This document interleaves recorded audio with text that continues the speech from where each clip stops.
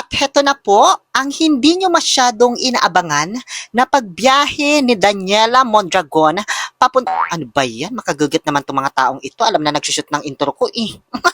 Ang dami man kasing nanonood sa pag-alis ko. Naiilang tuloy ako. So heto na, rarampan na si Daniela habang hila-hila ang pulang maleta. Nasa puso lamang. Makikita ang tunay na yaman. So, andito na po ako agad sa Bangkok, Thailand. Gamit lang ang isang transition. Charot. Siyempre, papakita ko sa inyo yung pagbiyahe ko. Alam nyo naman kapag ako'y nag-vlog, detalyado. So, ganito po yung mga madadaanan papuntang Bangkok, Thailand. Ano? Puro mga puno at mga kawayan. Tapos, hindi ilipante yung makikita mo dito, kundi baka. Nasa Pangasinan pa lang naman kasi kami. Papunta pa lang sa terminal ng bus. At ngayon, nakasakay na kami sa bus papuntang Pampanga. Sa Clark man kasi kami sasakay, hindi sa Naiya. Ang lakas ng ulan nito, be, nakakaloka. Hindi na tuloy kami nakapunta pa sa ibang bus terminal. Ang tagal pa kasi umalis nung bus papuntang Dao, Pampanga. Dito sa may 5 star. Kaya ang sinakyan namin ay yung papunta na lang sa Marquee Mall, Pampanga. Mas malapit kasi yung Dao papuntang airport kaysa sa Marquee Mall. Kaso no choice kami, baka kasi maiwanan kami ng aeroplano. Dahil mag-aalas 12 na ng tanghali, andito pa lang kami sa may SM Jericho Rosales. 3 oras pa naman biyahe papuntang Pampanga mula Pangasinan. Yung alis pa ng bus papuntang Dao, Pampanga, 12:30 pa. Kaya di na namin inantay kasi alas 7 yung flight namin papuntang Thailand. Dapat nga 5 hours before your flight nasa airport ka na. Ngayon andito na kami sa expressway sa may Tipilex. Kung saan kitang-kita mo na si Mariang sinukuan ang diwata ng bundok Arayan. Alam nyo, blessing in disguise yung sinakyan namin. Pa-Marquee Mall kahit napalayo kami sa airport kasi ang bilis pala ng biyahe sa Tipilex. Wala pang 3 oras, andito na kami agad sa may Marquee Mall Terminal, Pampanga. Dito na kami nag-book ng Grab papuntang airport. Ay, ba't ganito naman nangyari sa buhok ko? Oy, nagmukha tuloy akong CBT boop. Nakasakay na kami ngayon sa Grab. Nasa 30 minutes yung biyahe mula Marquee Mall hanggang Clark Airport. At in fairness, ang ganda ng mga view na madadaanan mo papuntang CRK. Para ka lang nasa bukid ba, tapos hindi traffic. Tuloy-tuloy lang yung pagpasok. Tapos ano ba to? May Sikon 2024, hindi ko alam yan. Tapos dito naman may nakasulat na CRK Lipad, which stands for Luzon International Premier Airport Development Corporation. O, diba? At andito na kami. Ayan, kitang-kita nyo naman, diba? Yung overlooking view ng mga bubong.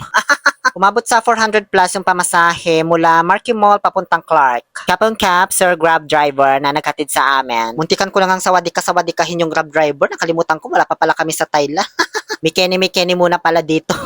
Bago kami pumasok sa loob ng kapatid ko, nagpa-picture muna ako dito sa may CRK na nakasulat. Ano ba tawag dyan? Para may remembrance ako kasi first time ko man bumiyahe dito. Tapos biglang may nagpa-picture sa akin ng follower ko. Kaso pinatay man agad ng kapatid ko yung video. Di ko tuloy na ipakita sa inyo ng buo. Nakaka-proud pa naman na may nakakakilala sa akin maski dito sa Pampanga.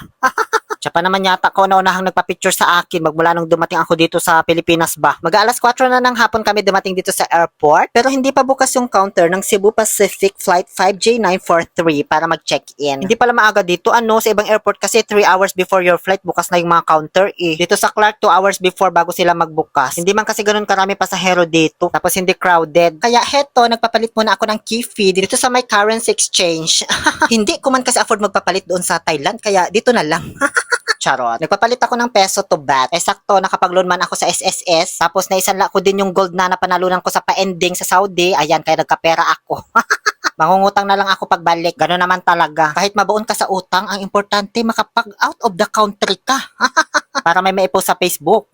Hindi advisable guys na magpapalit kayo ng pera. Pagdating nyo sa airport sa Bangkok, ang baba ng palitan. Medyo mababa din ang palitan dito sa may Clark Airport, pero pwede na. Kaya kung maaari, magpapalit lang kayo ng perang gagamitin lang ninyo, pambayad sa sasakyan at hotel pagdating nyo sa Bangkok. Tapos doon na lang kayo magpapalit ng malaki sa mga foreign exchange na makikita nyo malapit sa inyong accommodations or hotel. Mas okay din kapag mayroon kayong mga international card like Visa or Mastercard, tapos doon na lang kayo mag-withdraw ng baht via ATM. Mas carry pa kahit papano. Mukhang alas 5 pa yata magbubukas yung counter ng flight namin. Kaya umakyat na lang kami dito sa may food court para kumain. Ganyan po pala yung loob ng airport sa Clark. Hindi masyadong matao guys. Napaka-convenient bumiyahe dito. Kaya kung malapit-lapit naman kayo sa Clark, recommended ko na dito na lang kayo. Huwag na kayo Diyos ko hassle. Dito kahit 2 hours before your flight ka dumating, kayang-kaya pa yan. Tignan nyo nga nakakain kakain pa kami. Pasado alas 5 na yan ha. 7:40 yung flight namin to be exact. Pagkatapos namin kumain, sakto, nagbukas na rin yung counter. Ayan o, may mga nakapila na. Tapos may gwapo silang palakad-lakad na staff o, kaso ayaw man lumingon. Ayun siya o, kapag malayo.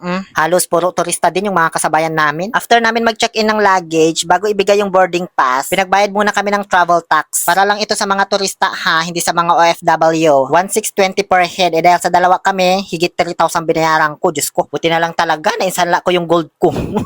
Unahin nyo muna mag-check-in bago magbayad ng travel tax kasi minsan kasama na sa plane ticket yung travel tax. Baka madoble kayo, mahirap na ma-refund. At ngayon, nakalampas na ako sa immigration. Passport, plane ticket, itinerary, hotel booking at e-travel lang ang hahanapin. Kung OFW ka naman na magtuturis sa ibang bansa, ready mo ang OEC mo just in case hanapin. Saglit lang naman sila sa akin, tinatakan agad. Doon sa kapatid ko lang medyo natagalan kasi nga first time niya mag-travel sa ibang bansa. Ang daming tanong pero relevant naman. Hindi gaya ng ibang mga IO na kahit wala nang kilalaman sa pag-alis mo, tatanungin pa. Mabait yung dalawang babaeng immigration officers na nagtatak ng passport namin. Nabwisit lang ako doon sa lalaki na humarang sa amin after matatakan yung aming passport. Diyan siya banda nakaupo o dyan. Naewan ko kung anong pinaglalaban niya at kung ano-ano pa tinanong sa amin, may tatak naman na yung passport namin. Sabi pa niya, hindi daw siya convinced. Kaloka, anong pinaglalaban mo, te? Gusto mo pa yatang burahin yung tatak, tapos ikaw na lang mag-interrogate sa amin, ganon? Nanggigil talaga ako sa kanya, guys. Pasalamat siya kakatapos ko lang sa trangkaso at nag-antibiotic pa ako hanggang ngayon na pagbiyahe namin. Kaya hinayaan ko na lang. Kasi kung hindi, naku, ikukulaw talaga kita dito sa vlog ko. Nanggigigil ako sa'yo, ha? O, ngayon, andito na kami sa loob ng eroplano ng Cebu Pacific. At dahil sa walang monitor, ayan, mag-actual demo na naman sila ng mga gagawin. In case of emergency, this therapy. Tapos mayat maya, bigla kaming pinausukan, guys. Ewan ko ba kung ni-steam kami o gagawin kaming tinapa. Tapos ayan, nag-take off na. Medyo blurred lang yung salamin, pagpasensyahan nyo na. Ang sarap sa pakiramdam, guys, na iiwan mo yung Pilipinas, aalis ka, pupunta ka sa ibang bansa, pero hindi para magtrabaho, kundi para mamasyal. Nakakatuwa as in, hindi siya mabigat sa pakiramdam. Kasi yung mga ganitong eksena, kapag OFW ka, tapos paalis na yung eroplano, Diyos ko, ang bigat sa pakiramdam talaga. Nung unang bakasyon ko nga, naiyak-iyak pa ako dito sa eroplano na parang gusto kong bumaba, tapos wag na lang umalis. Pero ngayon, sobrang saya at excitement yung nararamdaman ko talaga. Kaya sobrang thankful ko po, lalo na doon sa nag-sponsor ng ticket naming magkapatid. Yes, sponsor lamang po ito, kaya ako nakapag-tourist. Kaya ngayon pa lang, sobrang-sobra na po yung pagpapasalamat ko sa management ng Rotana Hotels, especially kay Sir A, na nag-book ng aming ticket. Ba't pinapausukan na naman kami? Nakalapag na pala yung aeroplano dito sa may Suvarnabhumi International Airport. Yes, Suvarnabhumi talaga tawag nila sa airport dito, hindi Bangkok. English term lang kasi iyon. Sobrang haba pa nga yung totoong pangalan ng Bangkok sa Thai Paano ba yun? Krongtip mahanak kun dubidubidap-dap, dubidubidip-dip, dubidubidap-bidap-bidap-bidap, ganun basta. Kasing haba din itong airport nila.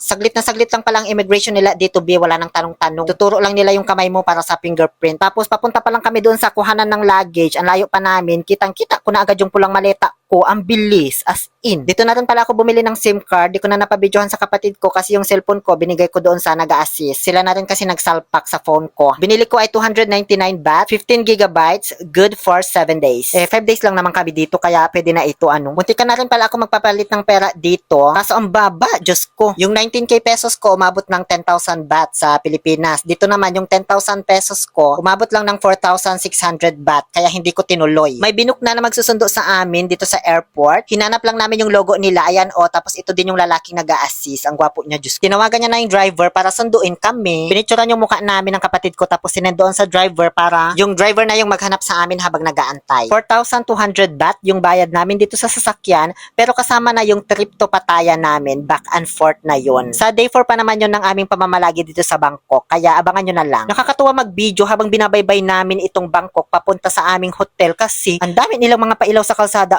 Punong-puno ng mga Christmas lights. Tapos yung mga naglalakihang mga templo nila na ang gaganda. Diyos ko, labas pa lang yan, ha? Paano kaya pag pinasok mo na? Binidyohan ko lang ng maigi yung daan papunta sa hotel namin nung malapit na kami. Para hindi man kami maligaw sakaling umalis na kami para mamasyal. Ngayon, nakarating na kami sa Khao Art Hotel kung saan kami mamamalagi ng aking kapatid. Binayaran ko na rin via Mastercard kasi baka kulangin yung baht na dala ko. Nasa 6,600 yung binayaran ko sa hotel. 6 nights and 5 days with free breakfast every morning. Malamang alangan every night, breakfast nga, diba? Nag-shoot lang ako saglit ng aking pang-intro bilang si Daniela Mondragon bago ako magbihis kahit haggard na ako sa biyahe.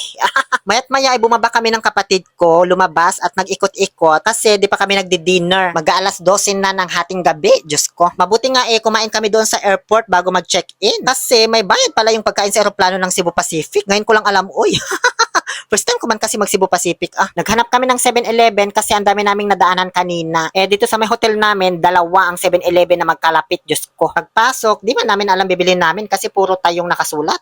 Bumili lang kaming cup noodles, tsaka mga inumin, tubig, Yakult, ganyan dami kasi Yakult dito, iba-ibang klase, Diyos ko. Tsaka mga tinapay, naka 200 baht ako. Advice lang, mas maigi magdala kayo ng mga ready to eat na pagkain, ganyan, tinapay, dilata. Kasi pagdating nyo dito, di nyo pa kabisado yung mga bilihan, parang kami. Tapos hating gabi na yung dating namin, kaya sarado na rin yung ibang mga bilihan, kundi 7-Eleven lang. Kinabukasan, eto na po ang aming day 1 sa Bangkok, Thailand. Nag-breakfast muna kami, syempre, kasi kasama ito sa binayaran namin. After mag-almusal, ay lumarga na para sa una naming destinasyon na nasa itinerary. Ito yung sasakay kami sa barko, tapos bababa sa iba't ibang mga pier, kung saan matatagpuan yung iba't ibang mga tourist spot. Malapit lang naman sa hotel namin yung pier, walking distance lang according to Google Map. Kaso di man namin makita yung lagusan. Hanggang sa napadpad na lang kami dito sa my park na mayroong maliit na templo kung saan na-amaze na ako agad. Kaya ayan, sinulit ko na agad magpicture.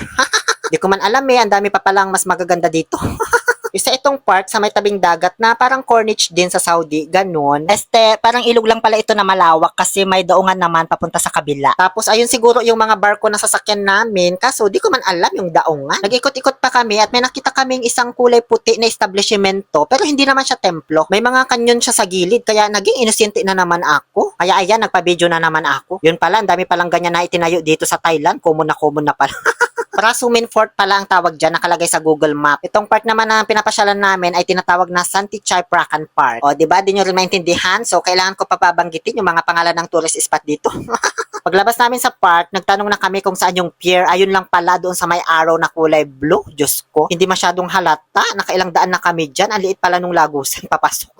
So, pasok na kami dito sa Pra Arket Pier. Ngayon, abangan ninyo sa susunod na bahagi kung paano namin in-spend ang aming day 1 here in Bangkok, Thailand. Mula sa pagsakay ng napakamura at napakasulit na barko hanggang sa aming pagpunta sa iba't ibang tourist destination tulad ng Wat Arun or the Temple of Dawn, Flower Market at Icon Siam. Maraming salamat po sa panonood.